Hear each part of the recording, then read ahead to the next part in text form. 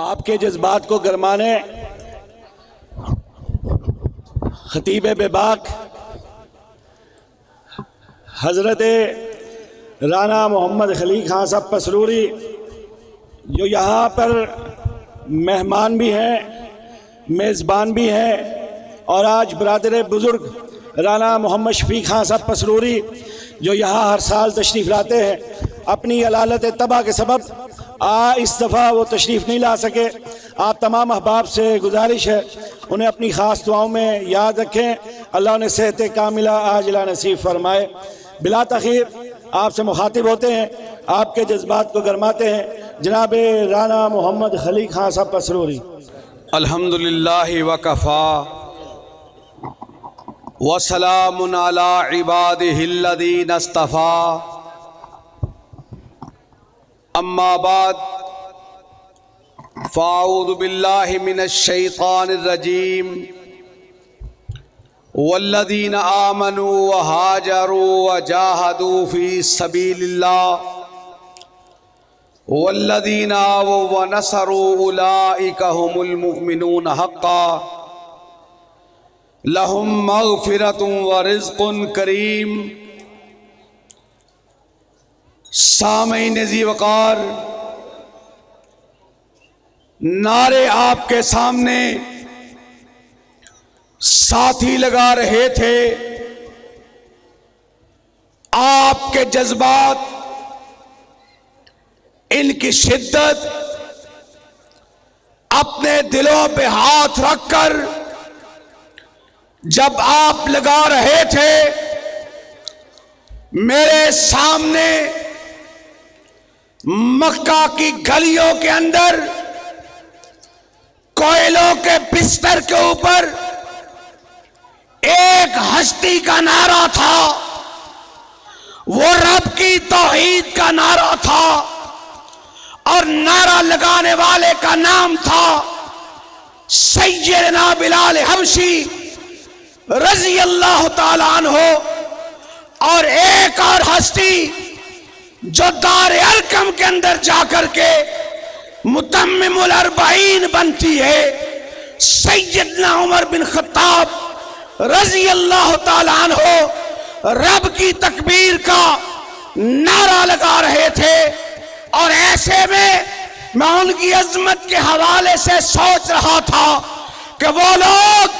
کتنے عظیم تھے، ان کی عظمت کی بات بڑی دور کی، ان کی رفعت کی بات بڑی دور کی، ان کی شوکت کی بات بڑی دور کی، ان کی شان کی بات بڑی دور کی، جن گھوڑوں پر بیٹھ کر وہ سفر کیا کرتے تھے، جہاد کیا کرتے تھے، جب ان گھوڑوں کی ٹانپیں فرش پر پڑتی تھی، وہاں سے چمک نکلتی تھی، بجلیاں گونجتی تھی، ان کے گھوڑوں کے قدم فرش پر پڑتے تھے،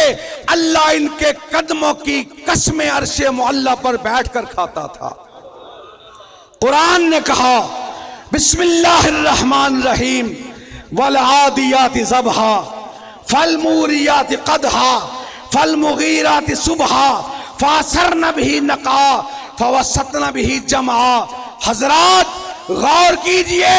نعرہ وہ بھی لگاتے تھے، نعرہ ہم بھی لگاتے ہیں۔ اگر وہ رب کی توحید کا نعرہ لگاتے تھے، رب کی تکبیر کا نعرہ لگاتے تھے، ہم بے چین ہو جاتے ہیں لوگوں سن کر کے ان کی عظمت کے حوالے سے۔ نعرہ آپ نے بھی ان کا لگانا ہے، نعرہ ہم نے بھی لگانا ہے، دنیا والوں کو بتا دینا ہے کہ لوگوں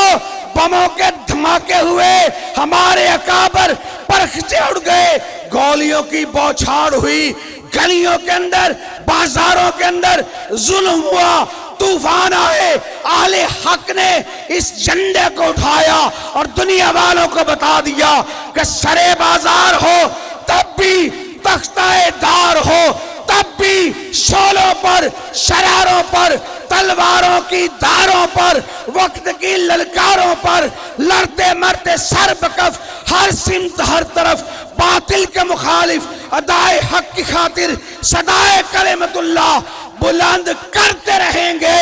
دھرتی بسوئے چند کرتے رہیں گے، سنائیں گے عظمت صحابہ کے فسانے کو، اس کی راہ پہ لگائیں گے زمانے کو انشاءاللہ۔ اور حضرات، اس نعرے کے اندر آپ بھی میرے ساتھ شریک، یہ ملک بنا ہے صحابہ کرام کے نام پہ۔ اس ملک میں صدیق کی صداقت کے ترانے گائیں گے، فاروق کی عدالت کے ڈنکے بجائیں گے، عثمان کی سخاوت کے